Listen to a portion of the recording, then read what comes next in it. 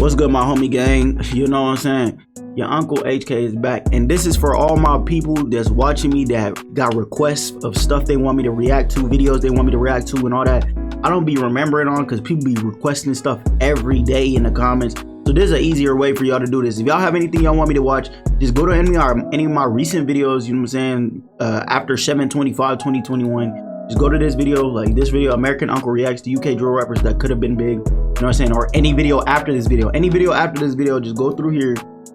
He's saying go to the link, go to the description. It says click this link to add your reaction request to my playlist. You know what I'm saying? Click the link right here, bro. It's gonna say add to this playlist, and it's gonna say your name.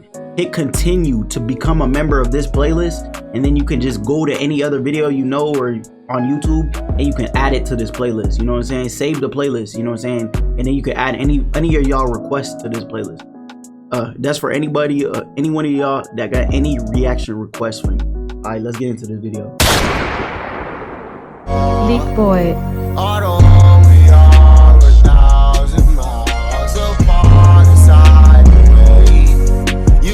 What's good, homie gang? For the last video of the day, we switching up. You know what I'm saying? We usually be covering the UK shiz, the UK biz and all that, but today for the last video I want to do King Von's Dark Past, the KI story, just because they made it relevant and was like, the police was like, oh, we think Von did it now. Like, even though, like, this is what I think is wrong about the whole situation. When Von died, now they want to reopen the case and say Von did it when he's not here to defend himself. I feel like that's wrong. And if the case was closed so many years ago, why are you reopening it when he's like that he's dead now? You know what I'm saying? Rest in peace, King Von.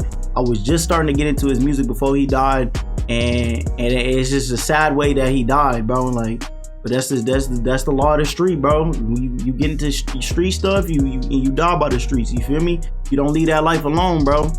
That life gonna catch up to you. You feel me? If you don't leave that life alone, that life gonna catch up to you. Rest in peace, Von, though. He was running up the music. He was one of my favorite drill rappers. You know what I'm saying? Him, Pop, and some others, bro. Rest in peace to Pop too.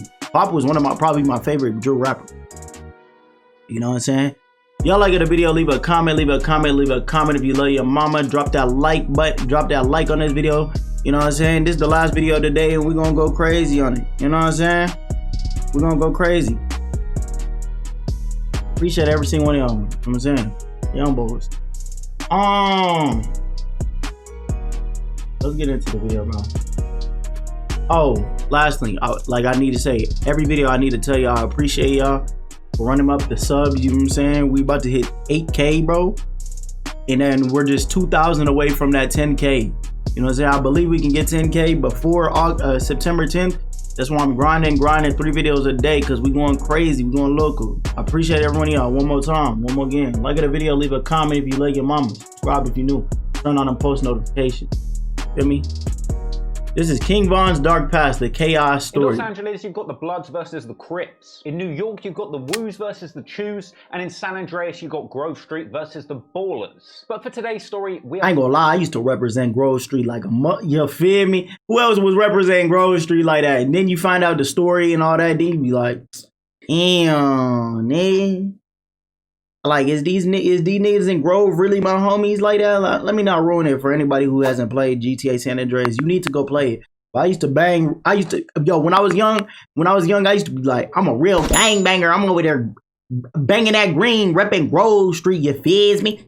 Heading over to Chicago, what's poppin', huh? Specifically the South Side, where the GDs or Gangster Disciples face off against their most hated ops, the BDs or Black Disciples. And whilst these gangs have a rich history that goes all the way back to the 60s, back then you were more likely to get drilled in Chicago by John Dillinger than Lil Durk. But today's story isn't just about the BDs and the GDs warring, because in the decades that followed the formation of these Chicago gangs, local soldiers and their most hated ops splintered off into smaller sects based on the various blocks all around Chicago, with some of these sets counting your favorite rappers as their members. Among the BDs are famous Chiraq drill legends Lil Durk, hailing from the Lamron set of the Black Disciples, named Lamron because they hail from Normal Avenue, and Lamron is normal spelled backwards. You see, sometimes you can be a G and an anagram. Oh shit! You know, I didn't even know that. I was wondering where they got Lamron from. I thought it was actually a street name, but it's normal backwards. That's crazy, dog. My little dumb ass. I didn't even know that. My little dumbass, bro. I didn't even know that. Time. And amongst other star-studded members of the Black Disciples include one-time Drake Fascination and Muscle 600 Breezy and incarcerated former Savage Rondo number 9, with both of those throwing up the 600 set, referring to the crew of BDs that come from the 0600 block in Chicago. And then of course we have the famous O Block, a gang and block which has been described as the most dangerous in Chicago. Home of course to perhaps the most famous Chicago driller in history, Michelle Obama. Chief Keef. And naturally, this story's protagonist, or villain, depending on how you look at it. That is facts, though. Michelle Obama is from. That is facts, though. Michelle Obama is from O Block. You know what I'm saying? So don't play with her. She was first lady from the O. That was literally her name. First lady from the O. She was from the O. Close to Chief Keef, both growing up in the O Block of Chicago. So, King Von has been known to be a member of the BD's O Block set, and he seems to have been putting in work from early. And while Von says that he never strictly joined a gang, he says that he was born into the culture and it's all he knew growing up. Oh, I ain't joined one. It's just like, since I'm over here, you see what I'm saying? You is where you at. Like if you would have grew up, if you would have been born where I'm at, you would have been after that gang bang. Now, King Von is no stranger to being in trouble with the law. No, that's facts. Von is stating facts. If you was born in O Block and all that, and you been around that, like that's your life, bro. Especially as a young man growing up, like a young boy. You know what I'm saying? That's all you've seen. Niggas selling dope on the corner. You know what I'm saying? Niggas trapping fucking bitches, getting money, nigga. That's all you seen. Niggas dying. That's all you've seen since the day you was born, because that's where you live. You're around that every day. Whatever. That's what they say. You are who your friends are. Like if you're around your friends all the time, you're gonna pick up some of their tendencies. So if you're around that gang life all the time, you have no choice but to pick up the gang life, bruh. He did around 2 years in juvie as a teen and racking up armed robbery and carjacking charges while he was still a juvenile, fortunately managing to finesse his way out of a longer stint in jail by taking boot camp. They locked me up for armed robbery and armed carjack. They said I robbed somebody to their car. This is something you were able to beat back then? Right, they dropped the charge. They dropped most of them and let me go for boot camp. I was too young. Now, in case you don't know, a boot camp is kind of like a really tough prison program for youngsters, where you essentially opt to go to a really tough military-style jail in exchange for doing less time. Now, I've got no doubt that going off to a boot camp program is a punishing experience that would turn anybody into a real tough guy. And I think it's more than likely that this experience must have played a part in turning King Von from the soft-spoken street kid to a fully-blown Chiraq savage. So, by the time King Von was released back on these streets, he'd become a hardened thug ready to put in work for his BD brothers. And so in the years that followed, King Von would end up getting associated with more gangster shit than a toilet at a G-Unit studio. Where the fuck did that nigga come up with that? That nigga's a toiler in a G-Unit studio. What the hell? But now that boot camp, nigga, I would not want to go to boot camp at a young age, bro. Shit, that when I come out of boot camp, nigga, I ain't even gonna lie. First little, shit, nigga. Yo, shoulder, nigga. Now, when you build an entire rap persona based on how much of a tough guy gangster killer you are, it's only natural that people are going to start speculating on just how many people you've iced. Now, for most gangster rappers that you get to know through their music, chances are they've never really caught a body. Hell, after all of that snitching and getting all those bloods taken off the street, 6ix9ine has probably saved more lives than he's killed. But King Von appears to be different. The premier drill community on Reddit, Chiraqology, is filled with numerous references and question threads pondering just how many bodies King Von might have. Some have conservatively estimated only 2, while other more outrageous posts suggest his body count could be all the way up at 7. But if you think that's the only... I've heard by a lot of people Von has probably 8 bodies. You know what I'm saying? 8 body count on his body count. And they said he was a demon. He was you know what I'm saying, the soft-spoken assassin, bro, of O Block, bro. You know what I'm saying? But I don't know. The world may never know. The world, I don't even know. Dirk might know. I don't even know. Content we can find about King Von on Reddit, then you, sir, are mistaken. Because it appears over the course of his drilling career, King Von has become a prolific self-snitcher, dropping numerous clues or even out-and-out boasts about bodies that he has supposedly caught over the years. In fact, in 2012, he was bragging to King Op Wooski, that's Op by name and by nature, with Wooski being one of King Von's longest-running ops, who he was still going back and forth with as recently as 2020. Hold on. Von's longest running ops, who he was still going back and forth with. And I said that fuck down Goofy. Man, I wish Von was still here to this day, bro. This is so tough. Who you disrespecting? I'm gonna send you to see two. as recently as 2020. But back in 2012, Von and Wooski were going back and forth on Twitter, with Von bragging about having more bodies and attempts than Wooski's, calling him his son. Now, Wooski clapped back, telling Von to ask somebody about his background, and so I decided to consult Chiraqology about Wooski's background. Now, over there, they can attribute 2 points to Wooski when he was young. I mean, apparently, even as young as 12, Wooski was promoting himself on social media as a killer with nigga is 12 years old, coming out after killing a niggas. 29-year-old man called Reezy, a member of the BD block Wick City, which was later renamed O Block, was shot in the back and didn't make it during a huge gang brawl, with online speculation suggesting that Wooski may have been the trigger man, and this happening all the way back when he was 11, 12. Why are people making Wooski younger than he is? Isn't he 21, 22? That means in 2010 he was 13, 14, not 11. Depending on who you speak to. Though for the record, this is not proven and has been debated. But since we're talking points, another body that has apparently been attributed to Wooski is a chap named Patoon. This refers to an October 2011 shooting of a man in his early 20s called Edward Riley, supposedly from O Block, gunned down whilst walking with his girlfriend. And this was a drilling apparently so savage that even a witness had an asthma attack and had to be taken to the hospital. So Wooski does seem to have a couple of bodies on him, but how does King Von stack up in comparison? Well, when this Twitter murder measuring contest popped off in 2012, supposedly this wasn't long after the slaying of 17-year-old Richard Modell, also known as Modell McCambry or just Modell, who was fatally hit in the chest during a shooting, an incident where his cousin was also hit, being taken to the hospital with gunshot wounds, but ultimately surviving, with some rumors even floating around that this cousin of his was Wooski himself. Now, a lot of people pointed the finger of accusation at King Von in this incident, with Von himself even tweeting, "Who do you think turned Jar Jar Block into Modell World?" A reference. Oh my God, the demon Von. Hold on. With Von himself. You know who made Jar Jar game Modell World? Even tweeting, "Who do you think turned Jar Jar Block into Modell World?" A reference to the regular practice of Chicago blocks being renamed after fallen soldiers when they get gunned down. So Von's involvement with Modell's death is a long-running rumor, but once again has not been proven. But of course, it was Von who was bragging to Wooski about how many bodies he has. And there is yet another early killing that many have tried to link to Von, one of which is the death of P5 from Jaro City, a drilling that took the life of a 23-year-old man named Derek Johnson on 6200 block. Now, once again, this is just a rumor, and there is no evidence or clues against Von for these incidents, you know, other than his own incriminating tweets. And all of this should be taken with a pinch of salt as just mere. Nah, Von was how old was Von when he did his, like, when they think his first confirmed killing was? How old was Von at that time? Was he still in his like teens, or what was it? How old was he, bro? This nigga a demon, bro. He over there claiming shit. And gangster forum speculation. And Von beat every one of his cases. He beat every one. The nigga do not get, the nigga was beating every single case when he's alive. That's why I don't get with this KI story, how they try to pin it on him and say he did it. Because everybody else was saying he did it. But they didn't have proof, and they said he didn't do it. Case was closed a long time ago. Now they trying to bring it back up when he died. That don't make no sense to me. Von is the one talking to Wooski publicly on Twitter about he's got more bodies than him. And that was all the way back in 2012 before he had ever spat a bar on the mic. And as the years went by between 2012 and 2014, Von would continue to attract the interest of internet detectives, and the bodies in Chiraq would continue to pile up.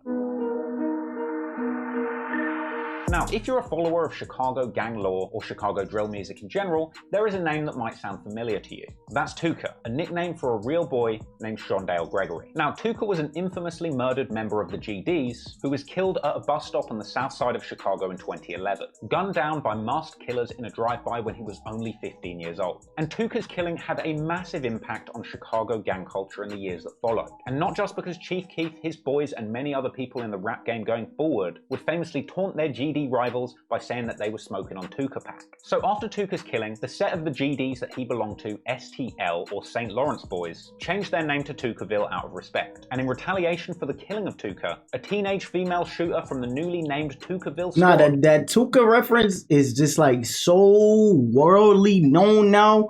Like, some people don't even know when they be saying, "Oh, I'm smoking Tuka" or something. Some people don't even know that's a disrespectful ass like line they're saying. They just think it's like a strain of, I mean, I know it's a strain of weed over there in the UK, and it's probably a strain of weed other places, but some people be saying it and they don't even know what that for real means. Like, I remember when I was first saying it, I did not know what it meant like that. I didn't know Tuka was a person. My brother had to put me on game and told me Tuka was a person. I was like, oh, damn. He was like, yeah, don't let no, like, you know what I'm saying, the wrong niggas hear you saying that, bro. And yeah, I was like, damn, okay. Shit, I didn't even know that. I was just singing a song. It sounded like I thought it was. At first, I thought it was just a strain of weed, nigga. I didn't even think it was anything. I thought it was weed. I thought it was a nickname for weed, and it is in some places. But like, some niggas need to be careful, especially these white little niggas. They be, especially them TikTok niggas. They be just saying that passionately, thinking nothing. Nobody gonna get touched them or nothing. Allegedly like rode out for Tuka's memory, killing a man named O.D. Perry in retaliation. More on the young female shooter who did that in a minute. Anyway, after this retaliation, King Von's most hated op, Wooski, was bragging about this incident publicly on Twitter. So in response to the tragic slaying of O.D., the block that Chief Keef and King Von called home was renamed O Block in his memory. And in the years that follow, plenty of bloodshed takes place between the O Block BDs and the Tukaville GDs. Now jump forward to 2014 as drill music begins to proliferate the gang culture and drill rappers begin to use songs as opportunities to diss their ops. Tuka's cousin Lil Mark releases a scathing diss track called No Competition, taking aim at numerous BD ops over in O Block and beyond. And this is a song that some people were calling the hardest diss track in Chicago at the time. Apparently Tuka's bro Lil Mark's hatred of the ops stretched far back beyond his brother's slaying, with one of his day one homies Zico from 051 set having been killed by the ops in an altercation outside of a McDonald's as early as 2009. So it's safe to say that Lil Mark didn't have a shred of See, respect. this is where somebody died outside McDonald's. It's always a McDonald's in the UK, in the US, bro. It's always a fucking McDonald's. Inside or outside, somebody dies outside of McDonald's. Yo, McDonald's gotta be one of the worst places to get caught lacking, because everybody in there ordering a McDouble or something and getting caught lacking. I just said this in my last video. Niggas is always getting caught up in McDonald's or outside McDonald's, somebody dying. Bro, McDonald's been through it all, bro. I know they corporations like, yo, damn, somebody died outside this one. Yo, damn, somebody died in this one and this. Like, damn. What's this something going on in McDonald's that we don't know about, my nigga? And was looking to go as hard as he possibly could on them, whether in the streets or on wax. However, unfortunately for Lil Mark, the diss song No Competition ended up getting him a little more attention than he bargained for. And within 4 days of that song dropping, Lil Mark was shot dead at a bus stop, a scene that was eerily similar to the fate Tuka suffered. And this was apparently... He died the same way his cousin died. Lil Mark was shot in the head from behind, walk-up style, with a witness describing the assailant as using a gun with an extended clip. And in the aftermath of this killing, all eyes were on King Von. Why do you ask? Well, funnily enough, 6 hours after that killing, Von made the incredibly incriminating tweet, "Smoker op, now we back at it." As well oh yeah, he did that shit. He did that shit, nigga. He did that shit. He did that shit. Or he know who did it. He knew who did it. No, he did that shit, or he knew he did it. Celebrate with his boys that evening. But in his defense, that doesn't necessarily mean he had... Von was a demon, oh my goodness. BD celebrating that drilling. D Rose of 600 Block returned to the crime scene to make social media posts. Hey, it's a Tuka on 51st! Damn, body down. I was not gonna be And Lil Durk was even seen at that very bus stop making jokes about this being a special place. Hey, this bus stop right here, though, this a real famous place, yeah? This is a real famous place, baby. But once again, for legal reasons, there is absolutely Durk no a proof fool, or bro. convictions linking King Von to this act. You know, except for these really incriminating tweets. However, there is one body that internet detectives have tried to pin on Von harder than anybody. Perhaps purely for the reason it's a story so interesting that you almost just want it to be true. I'm talking, of course, about the teenage Chiraq assassin that many people have described as the real-life Snoop from The Wire. I'm talking, of course, about Jakira Key Barnes. Now, you can kind of understand why so many mainstream media outlets have reported on the life and death of Jakira Key Barnes, because Key's story is so damn wild. Okay, her name is Key. I thought it was KR. As the real-life Snoop from The Wire, an article which referred to her supposedly having caught 2 bodies before she even turned 14, one supposedly being a 16-year-old boy slain in 2013, and another in 2014, supposedly a rapper called Blood Money. Oh, she was demonized then. She was over there killing niggas. Wild. Screw Drake talking about 25 or 25 mil, because Key was 17 with 17 kills. Damn, baby, when you said you had 17 bodies by 17. No way she got 17 bodies at 17. That is crazy. That is actually insane, bro. No way she got 17 bodies at 17 years old. I kind of lost respect for you, but now I know that you were killing people, I'm scared. So, how does Key fit into the King Von story? Well, let's start at the beginning, because apparently when Key was a child, her little homie, a distant cousin who she treated like a blood brother, named Taekwon, was killed just age 13, apparently an innocent bystander in a shootout. And it was supposedly this tragic and unexplainable killing that turned Key into the heartless villain that she eventually became. And that's why she called herself Taekwon Assassin on Twitter. Now combine that with the fact, apparently she'd been a friend of Tuka, the young GD that was famously hated by O Block, and from the same block as Key, which was of course later renamed Tukaville after he was killed. In fact, do you remember when I said that in revenge for Tuka's killing, a man named O.D. Perry was murdered in retaliation by a young female assassin? Well, supposedly, Key was that assassin. Okay, she demon. She a fucking demon. Oh my goodness. Hey, she over there doing that killing, bro. I didn't even know it was her, and she did it right after. Okay. Believe that she killed this kid in retaliation for her friend Tuka being murdered early that year.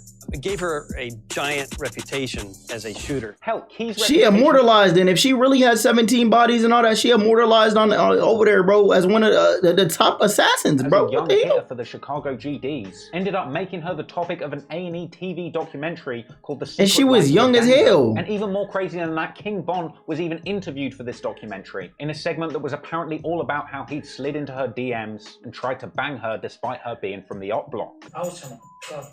Yeah, I was trying to first. And get this, even in that actual documentary, Nah, her Von, friend said that even he liked how she was killing. He wanted to kill together. He liked her as a girlfriend? Yeah, he wanted to be her boyfriend. She just felt like he was trying to set her up and kill her. That's what she told me. She's like, I think he's just trying to kill me. But why on earth would King Von want to kill Key, apart from the obvious reason that she's an op? Well, one of the wildest parts of this story is the fact that like most Chiraq villains with bodies under their belt, eventually the Screets did catch up with Key, and she too would end up suffering the same fate that she had supposedly dealt out to so many others, with her eventually being shot dead in 2014. But given the nature of her wild past, internet detectives were hell-bent on getting more information about the circumstances surrounding her slaying, with one 4chan user arguably going a little bit too far, hacking her Twitter account after her passing and unveiling some juicy clues. With a number of her supposed private Twitter DMs, combined with a number of public tweets, numerous wild details about her private life were uncovered. For example, DMs leaked that appeared to show Key offering to do a hit on Lil Herb for $10,000. And just like we learned in that documentary, Yo, that is crazy. So somebody got into her, hacked her Twitter, got into it, and got this type of. This is why I say, bro, if you're a part of that gang, like, do not put anything up. Do not DM nobody or none of that, because they will come tap you. Like, they saying they trying to tap YNW Melly's phone to get his Snapchat or something. Yo, do not put nothing on the internet, bro. You better go get your flip phone and text them off your flip phone that nobody knows that's your number, because these niggas, yo, once they start investigating, they trying to bring up old phones from 20-something. If they got it, they're going to extract data out of it. I'm telling you, don't do that. Twitters and shit, they get hacked and shit. With some BDs on a train where she apparently duly received a beatdown from her ops. Now, weirdly, from here, apparently these two begun to flirt regularly on Twitter, both publicly and privately in the DMs, with King Von regularly oscillating between trying to smash this female savage from the op block, calling her wifey, sliding into her DMs, talking about when this is all over with, he's gonna have her, even getting possessive enough to tell her she's only supposed to be messing with him. All the BD, I'm about to stop rocking with you because you be tweaking with everybody. You supposed to online tweak with me. That shit ain't cool.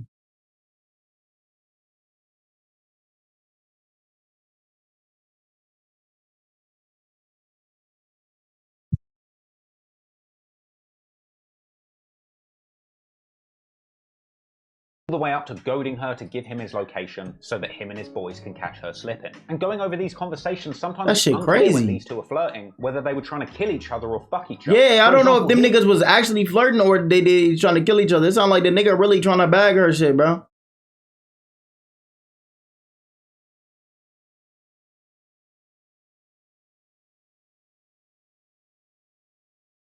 You gotta come see you, M. He said he was gonna come see me if I, yo, this nigga ain't slick. That nigga ain't Lavon ain't slick. He put come see you, M. You nigga ain't slick. Here she says, when are we linking, followed by a bunch of gun emojis. And even Von himself seems unsure as to whether he's going to be shooting a load or a clip. Here we see Von saying that he wanted to see her often, and she says she's been riding out and not seeing anyone. With Von replying, saying that he wants to see her often. With her replying, saying that Von's gang is trying to set her down and set her up. With her swearing on Tuka that she's going to see him. To me, it sounds like he's trying to smash and she's trying to shoot. Anyway, from all these exchanges... Yeah, on me, it sound like he trying to smash and she trying to kill that nigga because she putting guns and then she's saying, your block trying to, yo, I don't know. It'd just be too obvious if Von did it. I don't know. As to whether this flirting was about love or violence. And that is kind of the point. I mean, if you were some sort of Chiraq assassin with a bunch of bodies under your belt, I would think you would probably be attracted to somebody you have something in common with. And at times, it seemed like the flirtations and threats of gang retaliation almost went hand in hand. Like this exchange where it appears like Von and Key are teasing each other. You better run up on me because I'm going to run up on you. I don't got aim. Me neither. I wasn't trying to pop that bitch. You talk too much, little girl. You need some dick. But this nigga, their aim is with their relationship was weird. Really jumps the gun and just offers her some dick. Thing is, at a certain point, all of Von's bragging about how much savagery he's done in the streets goes a little bit far. At one point he says, you know about the other shit that I did to your side, as well as a comment saying, ask your boy Modell, both possible references to that body that dropped shortly before Von was bragging about how many bodies he got to his old op Wooski. All of the exchanges between these two are incredibly ominous, and unfortunately for Key, the ops did eventually catch up with her taking her life, with her shooting happening apparently only 20 minutes after she supposedly tweeted her location a hangout spot for her fellow gang homies. Now, since this passing, King Von has dropped various tweets and lyrics that a lot of these gangs I see in the UK and in the US, a lot of them, some of these members, they be coming up thinking they untouchable, just like 051 Melly too. They be thinking they untouchable, so they be dropping their links. It's the same thing with Lamps. They be dropping they addy, like where they at, thinking they untouchable, bro. And that's the problem. You know what I'm saying? Most of the time they don't get touched, but a lot of times the ops do pull up. It's like they be waiting for you to think you untouchable to come touch you, bro, and try and get you going, bro. So, bro, don't even put your address or nothing like that. Internet detectives to speculate that he might have been responsible. For example, on the track War With Us, he drops a lyric referencing putting a pretty op bitch in the morgue, huh? Call that bitch drop dead gorgeous.